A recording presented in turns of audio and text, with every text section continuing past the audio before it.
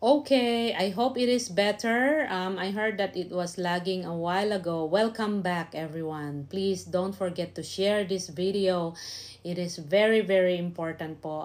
As what I've said, I don't sugarcoat. I'm not doing this live consultation in public para lang po ma-hook kayo to retain me. I don't need that.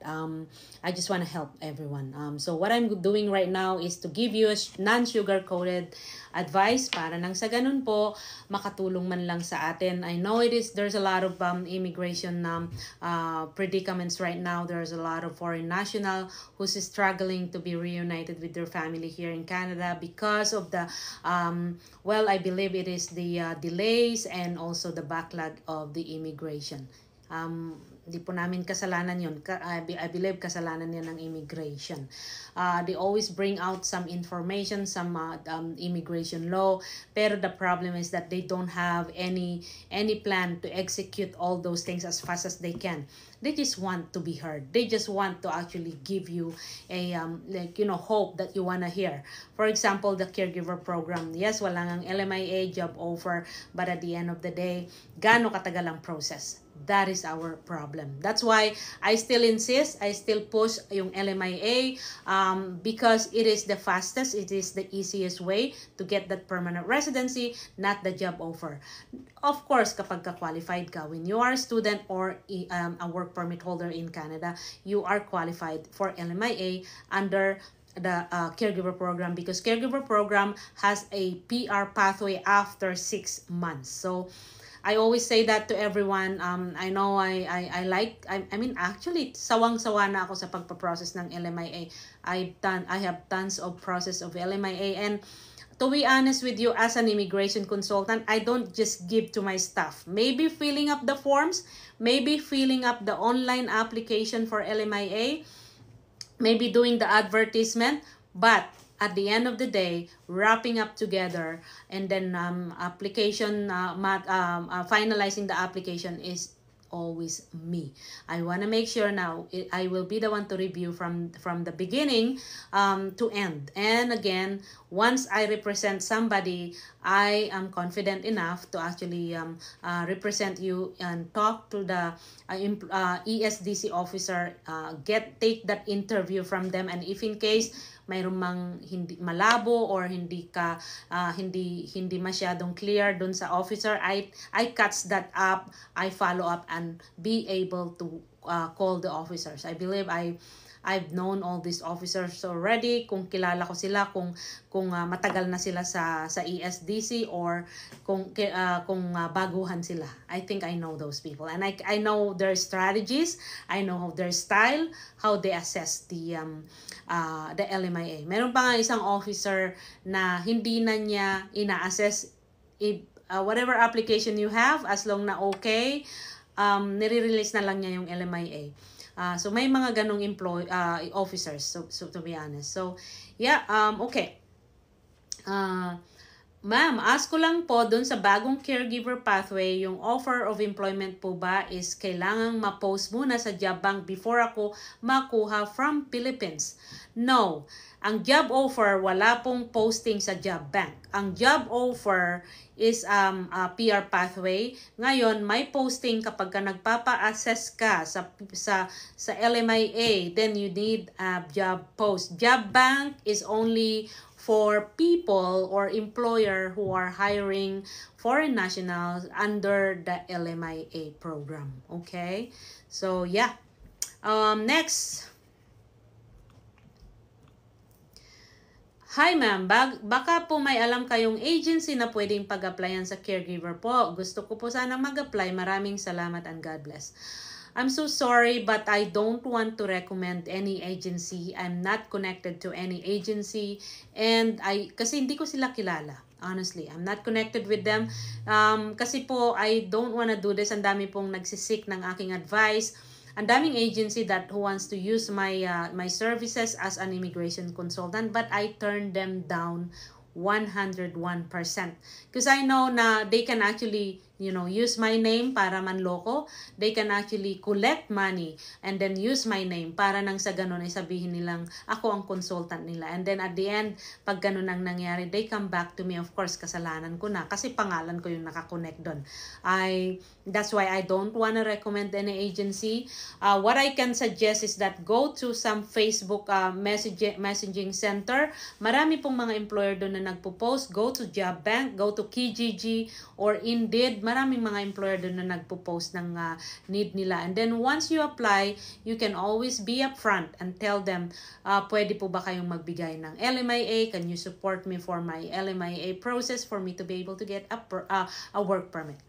Okay. Hi po ma'am, may backlog pa ngayon sa SINP or job. Ang dami po. Whatever kind of program sa immigration, backlog is everywhere. So, expect some delays, but I always tell everyone, maintain your status. Always maintain your status. And also this one, ito pa. When you apply for permanent residency and then you maintain your, you applied for PR and then palos na kayo or na-loss na yung status nyo, I want you to apply for temporary resident permit. I want you to apply for tourist visa. Maintain your status. Okay? Kasi nga, I have few process, naka-apply ng PR, pa-approve na siya. And then yung officer, itinanong kung mayroon ba siyang AOR sa tourist visa or receipt to prove na nag-apply siya, wala siyang napakita. Alam nyo ba, ni-refuse siya. So I always tell everyone, yes, the word implied status nandun kung tutuusin, implied siya. The problem is that hindi yun ni-recognize, although I fought with it, but hindi yun ni-recognize kasi kapag ka-implied, dapat may application kang temporary resident permit, not the PR, to maintain your status. Okay, that's in so okay, si Carles Lee. Okay, ano ba yon Carles Lee? Sa inbox, Carles Lee, just to let you know, I'm trying to answer everyone, but it is difficult to see my messaging center. It's really like 1,000 right now. I have 999 messages, and I've been trying my best to answer them, pero parang walang nangyayari So parang hindi naman nababawasan. So what I always suggest, guys, if you need my clarification, that's what I'm doing right now, please email me norilynooligocis@gmail.com or my first name NORILYNOLIGO, C as in cat, I as in ice, and then S as in social, CIS, or Canadian Immigration Specialist @gmail.com. So norilynooligocis@gmail.com. If you have some questions to clarify, please feel free to write down your email in there and I will try my best to answer you. Kasi po, ang dami-dami na po akong messages dito sa TikTok, hindi ko na po siya. Kasi hindi naman pwedeng iba ang mag-a-answer nito It should be me. Kasi yung kung iba, then they don't know what they're answering. Actually, I tried to hire some immigration consultant. The problem is they don't know what they're about to answer with all your questions. As you can see right now, guys, I don't even read anything. When you seek my consultation, I advise you upfront and then instantly, because that's what I know. That's my experience. And I don't, as what I've said, I don't need script to actually I advise you upfront and then instantly, because that's what I know. That's my experience. And I don't, as what I've said, I don't need script to actually let you know what's going on. Okay, so okay, pwede bang madala ang kapatid if PR or citizen ka na? Hindi po kasama ang kapatid, not unless na if sinama mo siya na nasa depende kasi sa immigration program. Pag family class, yes, pwede mong isama, okay? Pero kapag economic class, which is caregiver or work permit to PR, economic class yon, hindi po kasali ang mga kapatid. Hindi rin kasali ang mga magulang. Ibang program yung mga yon. Pag family class, mga dependent ng parents nyo or kapatid mo, then pwede mong isama sila pag family class. Pag economic class, hindi po pwede. Ang pwede lang sa'yo na isama mo is yung family mo, asawa mo, or yung mga anak mo na dependent sa'yo. Okay? Hi Raymart, from Fort McMurray, isama mo is yung family mo, asawa mo, or yung mga anak mo na dependent sa'yo. Okay? Hi Raymart, from Fort McMurray, Alberta.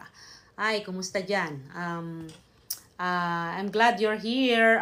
If you have some question, I'm happy to answer. Hello ma'am, nag-email po ako. Hi, kumusta dyan? I'm glad you're here. If you have some question, I'm happy to answer. Hello ma'am, nag-email po ako till na wala pa po kayong reply. Ask ko lang. I'm glad you're here. If you have some question, I'm happy to answer. Hello ma'am, nag-email po ako till na wala pa po kayong reply. Ask ko lang po sana address nyo ma'am for consultation. Hi Jerome.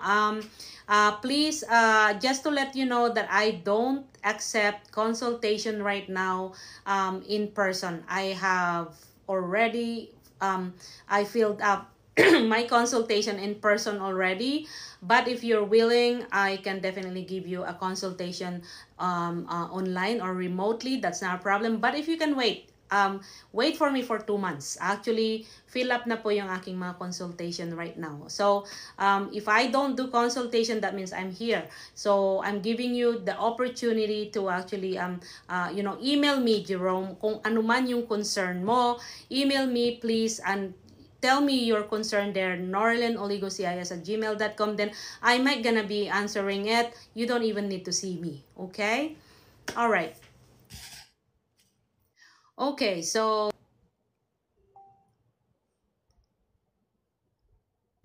yes, I have an email, everyone. I can as I don't want to I can't really type right now, but anyway, thank you for sharing. So Chanel, again, I encourage everyone to share this this information. I encourage everyone to share this video or live video. Okay, ask ko po lang din po sana about processing ng PR ma'am, like ko po sana kayo ang mag-process ng PR ko po. Yes, email me.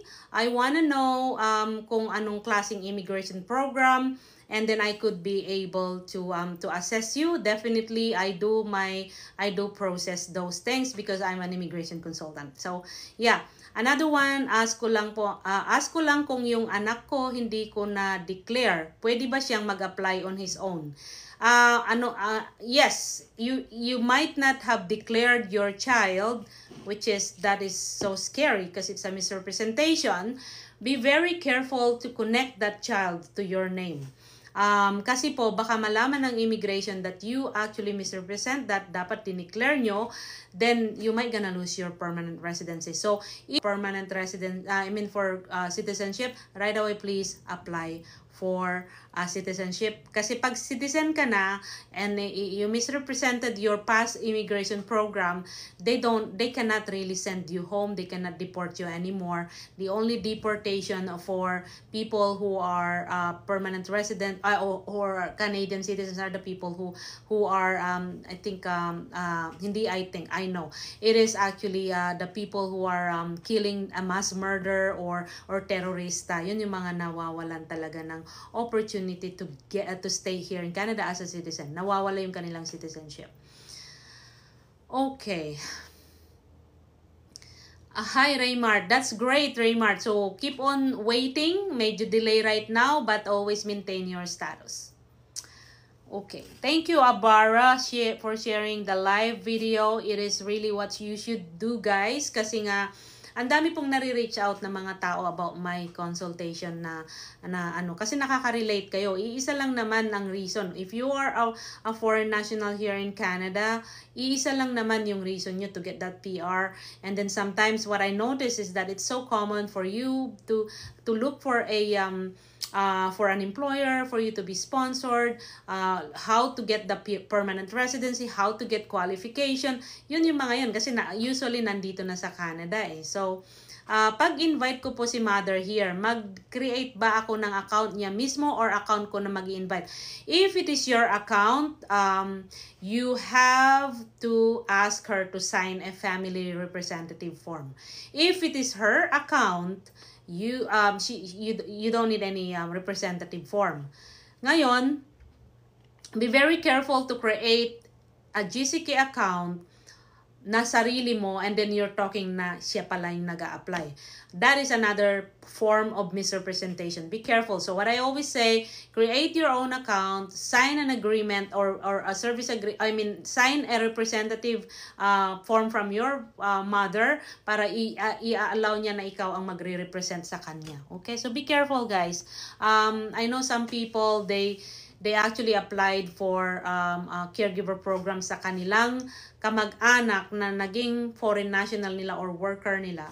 And then, yung nagsasalita at saka nag-a-apply is yung employer niya na nandito kasi kamag-anak niya. Kasi yung aplikante hindi niya alam mag-national nila or worker nila. And then, yung nagsasalita at saka nag-a-apply is yung employer niya na nandito kasi kamag-anak niya. Kasi yung aplikante hindi niya alam mag-process. Be careful with that. As what I've said, I always say to everyone na nakakatakot po yung misrepresentation ngayon kasi napakagaling na ng detection ng immigration system because of the artificial intelligence that they are using. Okay, so be careful out there. Ang dami pong misrepresentation ng immigration system because of the artificial intelligence that they are using. Okay, so be careful out there. Ang dami pong misrepresentation right now, especially when you use an agent because of the artificial intelligence that they are using. Okay, so be careful out there. Ang dami pong misrepresentation right now, especially when you use an agency, when you use an unlicensed consultant. Napakabilis nilang magbigay ng misrepresentation. Ang dami kong naririnig and I can't really do anything with that misrepresentation because of these things. Okay?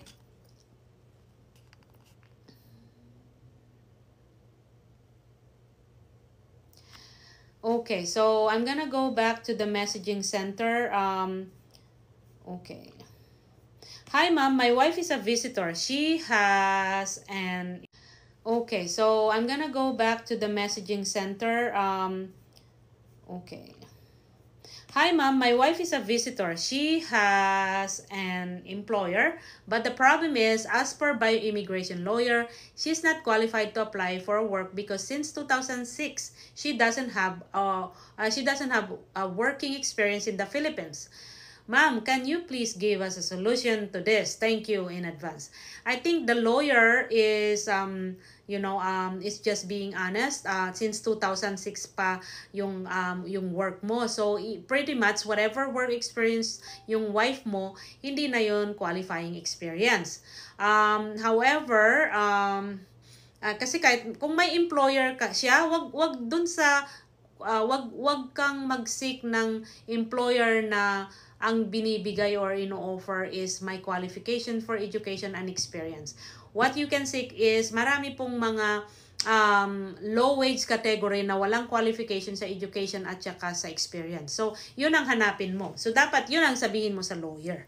And then yun din ang isabihin mo sa employer. Pwede naman. Pero siguro I think this one, the lawyer is right. 2006 pa siya nagka-work experience sa Pilipinas. That means that is already gone. Hindi na yun pwedeng hindi na yun considered na qualifying experience.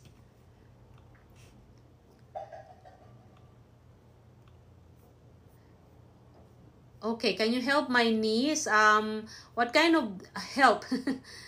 Okay. As a caregiver for my grandma, ito yung question. Hello, I'm visitor visa and my auntie is willing to provide LMIA. Yay! As a caregiver for my grandma, ang nakita ko po yung post nyo before na na-approve po yung LMIA kahit visitor tapos caregiver. Paano po yung work permit po na na-approve din po ba? Yes, it is. I have few process. Actually, to be honest, pamangkin ko mismo. I know it is immigration law, sinasabi doon na hindi na pwedeng i-process ng LMIA pag caregiver program. Hindi nila i-process. That's what they say in the immigration law. The problem is that why a lot of people are getting the work permit under the caregiver program.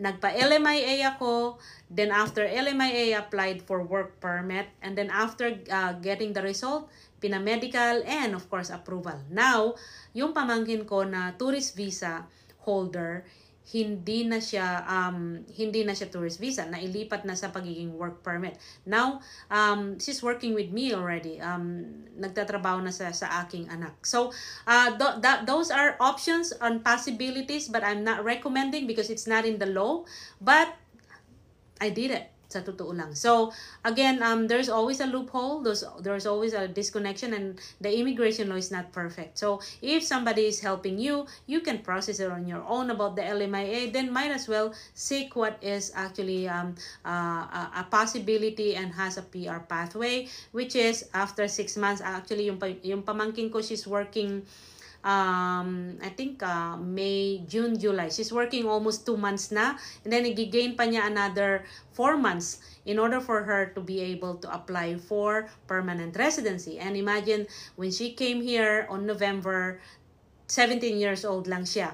So, pretty much, hindi pa yun, pero nilakad ko na yung LMIA niya bago siya pumunta dito. Then, nakapangalan sa kanya yung LMIA. After that, I was able to apply her for work permit from, siguro, nung, January, kasi December siya nag-18. Then, January, na-apply ko yung kanyang work permit kasi 18 na siya. Then, I was able to get that work permit as under LMIA and nanny. But I will always inform everyone na wala po yun sa rule. Hindi po yun lawful, but it's not a crime for you to try and take a chance. Okay? So yun yung advice ko sa inyo. Okay, so can my foster sister get me an LMA for housekeeper? Ilocano, but yes, anybody, kamag-anak mo, auntie mo, uncle mo, lolo mo, they can be an employer. Okay, so as long na qualified sila, I never heard anybody na okay, kamag-anak mo kaya ayaw kong i-approve yung application. Wala naman akong narinig na gano'n. Siguro mayroong isa, maybe naging fishy siya, that was long time ago. I believe hindi siya inapprovean, na refuse kasi nga kamag-anak. But with my process since 2017, I've been an immigration consultant. Wala pa akong narinig na ganitong sitwasyon. And so, take a chance. Again, walang kasiguraduhan ang immigration. You always have to take a chance in everything. Hi, Ma'am Norilyn. I hope you can read my message. I just want to ask kung paano po ang pag-process about sa papunta po dyan sa Canada. I was planning to look for an employer there in Canada while I'm working po outside of the Philippines. I'm currently working somewhere. Thank you so much. Yes, alam niyo ba, when you come here, try to come as a tourist and then meet the employer, then ask them, pagka face-to-face kayong nag-meet up, mas gusto ng employer yon yung face-to-face, na makikita yung beauty nyo. Hindi siya, kasi ang hirap kasi namang mag-hire ng somebody na nasa phone lang or nasa remote lang na communication. It's better when they see you, maybe siya, kasi ang hirap kasi namang mag-hire ng somebody na nasa phone lang or nasa remote lang na communication. It's better when they see you, maybe, they try to give you a trial and everything. Then, pag napakita mo na your feeling or nasa remote lang na communication, it's better when they see you, maybe, they try to give you a trial and everything. Then, pag napakita mo na you're fit to actually work for them, then definitely they will gonna offer sponsorship sa inyo.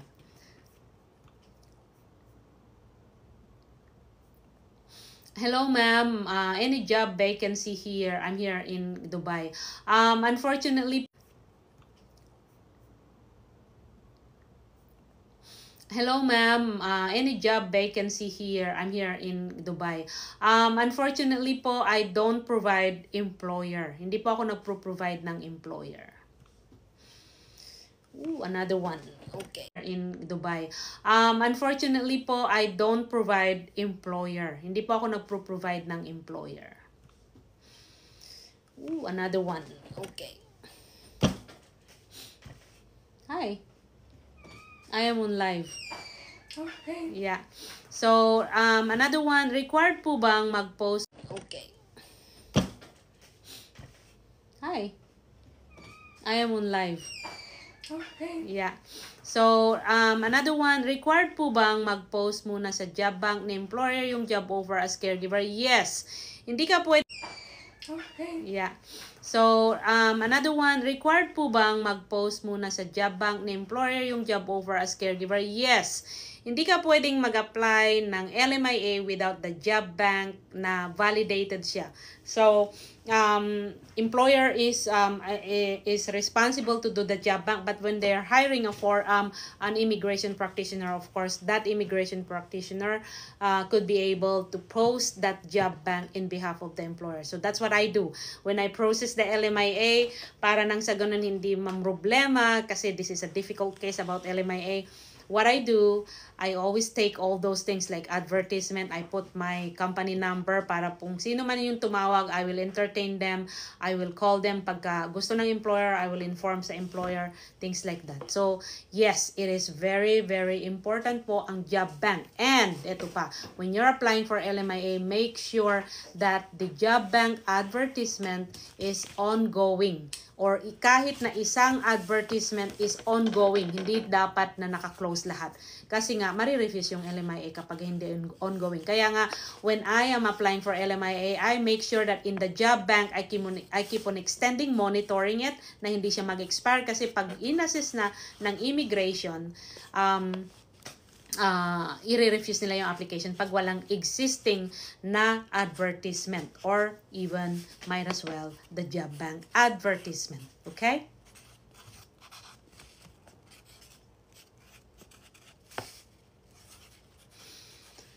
Okay. Good morning. I am a Filipino working here in Croatia, Europe, as an excavator operator. I would like to apply to you as an excavator operator if you have a vacancy. Hindi po ako agency. I'm sorry. I am a single mother and would like to migrate to Canada. What are the best option for me? That's my daughter. She's like trying to be trained, actually. She's so in, like, you know, into immigration law.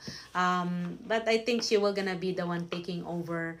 And then I have nephews, nieces who wants to be an immigration consultant. So I think mahaba-haba pa bago ako mag-retire, I believe. Okay. So it's a consultant. So I think mahaba-haba pa bago ako mag-retire, I believe. Okay. So, it's 6:30 daw. 7 p.m. mag-retire, I believe. Okay. So, it's 6:30 daw. 7 p.m. It is mag-retire, I believe. Okay. So, it's 6:30 daw. 7 p.m. It is 6:30. It's not. It's 5. Oh, is it? What? It's 5:30. Oh, yeah. Sure. Okay, I'm just gonna wrap this up. Then my daughter is asking me to go to the mall. She wants to have some Starbucks. No, I wanna buy books from Indigo. Indigo? Oh my gosh, you wanna read? No, it's so, because like I have 2 months of no school, so I'm just trying to read so that my brain can be better for when high school starts. Oh. You can listen to here. Okay, so give me 10 minutes. Is that okay?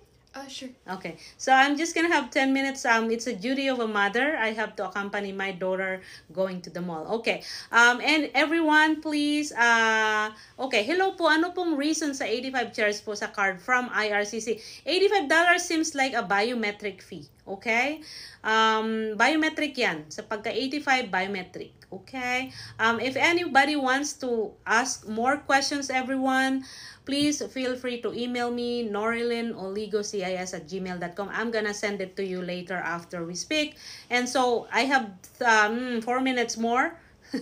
Okay, I am a single mother and would like to migrate to Canada. What are the best options for me?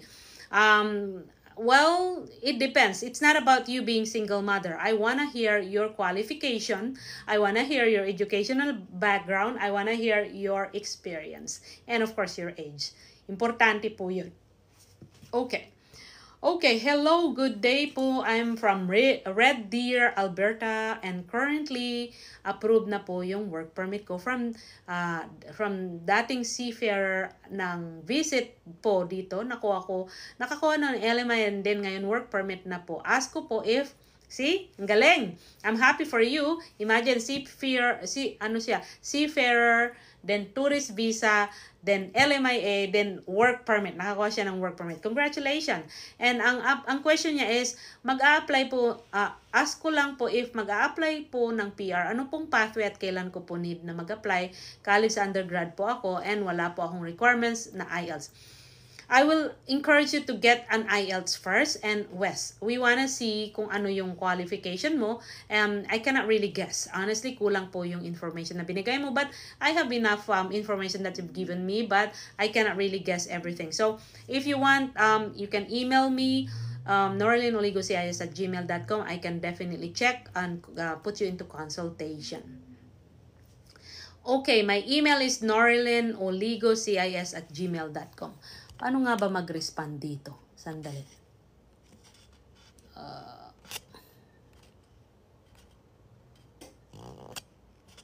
Di ko makita kung paano, saan ako mag-ano. So, okay, I will just repeat. noralinologocis@gmail.com.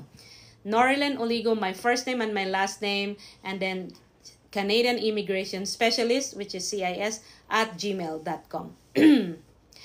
Please refrain messaging me on Facebook for now. I have a lot of messages in there. I can't really entertain everyone in the messaging center, but I want you to email me, please. noralinologocis@gmail.com. Okay, I have 3 more minutes. Good day. Hi, ma'am. Kasama ba Inside Canada yung new pilot caregiver program? Yes, kasama siya. Okay, hello. I hope you would notice my message. I saw your post regarding the approved LMIA of a person from her sister-in-law. Okay? Yeah, I remember that.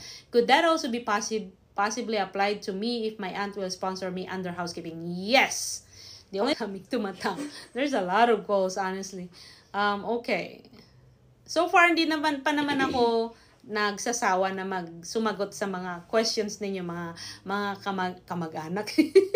I was like kamag-anak kasi nga I've been with my kamag-anak for the past few days. Okay, good morning. I am a Filipino working here in okay, that's done. Okay, hi ma'am. I am an elderly caregiver and domestic helper here in Taiwan and have been working for almost 10 years in one employer. I just want to ask if possible kaya ako makapag-work as a caregiver in Canada kahit na high school grad lang sa Pilipinas. May certificate naman po ako galing sa training center sa Pilipinas at may mga certificate din ako galing naman po dito sa Taiwan. Kung hindi po ako pwede sa caregiver, ano po kayang mga jobs ang pwede kong i-try? My friend said willing siyang i-invite ako papunta doon. Kaso, hindi pa sila nakakabili ng sarili ng bahay. Your friend can invite you regardless of may bahay siya o wala. Second thing is that, kung high school graduate ka based sa Pilipinas, that means hanggang grade 10 ka lang. So, I would recommend kung pwede kang pa-LMIA, pa-sponsor as a housekeeper. Kasi ano yun walang qualification sa mga whatever or sa farming. Mga low-wage category kayo pumunta. Kasi ang caregiver program kasi it is a special work permit program ng Canada. Kasi yan, they will gonna give you an opportunity to get your permanent residency eventually. Okay?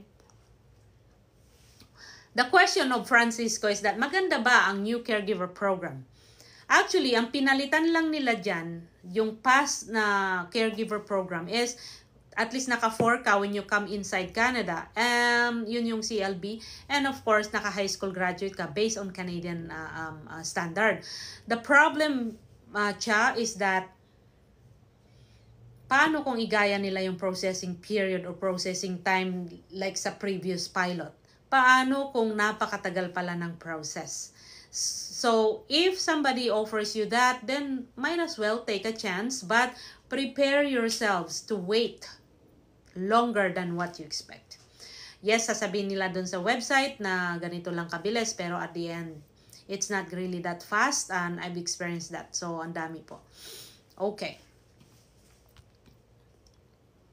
Thank you, Chanel, for the blessings. I like that. I like the word blessings.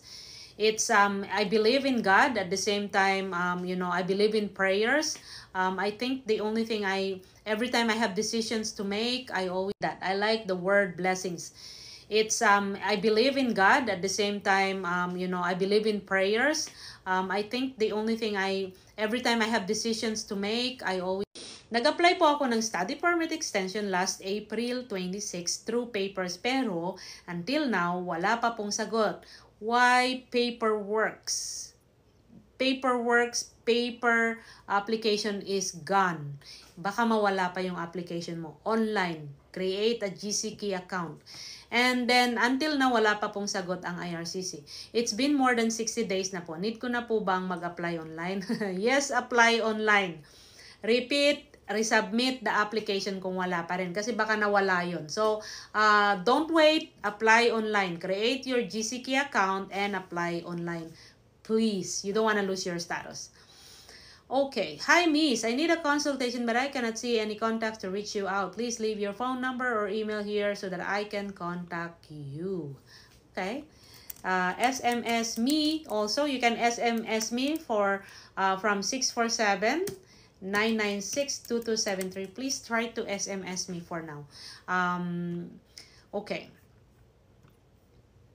Please help me. We're looking for LMIA for tourist visa. I am so sorry. I can only help if you want me to process the LMIA, but I need an employer. You have to find an employer for me. I don't provide employer. Okay, another one. Good day. Miss Norland, I watched your recent video. My brother-in-law wants to do the same process. The recent approved LMIA employer is the sister-in-law and the employee is holding tourist visa. Yes, go for it. Get an LMIA. Okay. Another one. Hi po ma'am, any idea po sa interim authorization to work change employer? More than 30 days na po kasi wala din response ang IRCC. So try to actually follow up yung interim authorization to work kasi nga kailangan mo yung approval. So what I can ask you is to get the web form. Kailangan mo yun. Okay, another one. Hello po ma'am. Ask ko lang po if pwede po ako i-sponsor na ng spouse ng boyfriend ko next year. Kagarating lang niya po kasi sa Canada noong June 16. Ini-sponsor lang din po siya ng mother niya doon. Bali sinabay po ng mother niya yung process ng paper sa kanila. Pagdating niya po doon, PR na po siya. At balak niya pong i-sponsor niya ako next year. Pwede po ba yun? Di pa po kami kasal. Balak niya pong doon po kami magpakasal kung pwede po sana. 9 years na po kami magkarelasyon, wala pong anak. Kung ayaw niyang pakasal, that means it's a common law partner. Now, when you say common law partner, make sure that you have your evidences. Again, like a bank account together, na mayroon kayong bank account, leasehold agreement na or any kind of place na nag-stay kayong together, yung name yung dalawa, IDs, mga letters na nag-a-address sa iisang place nyo, yun yung mga evidences in order for you to actually prove that you cohabited for 12 months. Importante yon. Common law partner is always needing a 12 months proof na nagkasama na kayo sa iisang bubong. Okay? So, importante po yun. And of course, you need to sign the common law agreement or common law declaration. Hello, ma'am. Can you help me verify the person name? Okay, I'm not gonna mention the name. He said he is an immigration consultant. Okay, if you want to verify an immigration consultant, this is what you do. Go to registry. I always say this to everyone. You can just Google it. Let's say RCIC professionals. Maybe RCIC people. Something like that. So, magpa-populate sa Google. Sasabihin niya doon, welcome to college. Okay. So, college.ic.ca. Yan po. And then, mamimili ka doon kung English or French. Then after that, you could be able, sa pinakataas niya, find an immigration consultant. Once you find the immigration consultant, i-click mo yon, and then mag-show yung public register. Then makikita mo doon, you can check, find an immigration consultant. Doon ang sabi sa under the public register. Then sasabihin nun, search for an RCIC. Ngayon, lagay mo lang yung pangalan. Let's see. Since andito na rin ako, tingnan ko. Okay? Kaya lang, the problem is, baka iba yung pangalan na sinasabi nila. Okay? And yes, nakita ko yung yung pangalan na yun, RCIC siya, R708. So that means he's been working like siguro mga 2 years or 3 years na ito as an immigration consultant. So yes, he is a consultant. Okay? Okay, so ganun lang po kung paano. And then makikita mo na entitled to practice, it will say yes. Okay, pag nilagay mo entitled to practice, tapos nakita mo dun sa pangalan niya na no, then don't hire that person. That means hindi siya, maybe may mga things na nangyari kung bakit hindi siya active as an immigration consultant. Okay? Alright, ma'am, gusto ko lang po sanang magtanong para sa aming situation. Okay, if you wanna ask, please SMS me 647-996-2273 or email me norelinoligocis@gmail.com. Hello, ma'am, how are you doing? I saw your post about LMIA. I'm on visitor's visa. How can you be of help to change my status? You need an employer, okay? You need employer to sponsor you. Okay. Another one, hello ma'am, please, I'm on tourist visa in Canada and I need your help with LMIA job. Hindi po ako nagpo-provide ng employer, so kailangan niyo pong maghanap ng employer. How to apply in Canada? Currently in Macau. You need an employer to sponsor you or you can apply as a tourist visa holder or estudyante. So, yun lang naman ang way in order for you to apply. So, I think I'm done with the, I mean, I'm not done, but I have to go. As what I've said, I don't provide employer po. I cannot offer you any employer right now. Okay. So, may mga questions po ako dito na iba. LMIA processing fee po, ma'am, under elderly caregiver po. And then, paano po yung processing kung tourist visa? Ang LMIA processing fee is, I think, it depends kung yung government is free. May exemption yun in terms of LMIA processing. Kailangan may sakit na malala yung employer para maging free sa LMIA. So,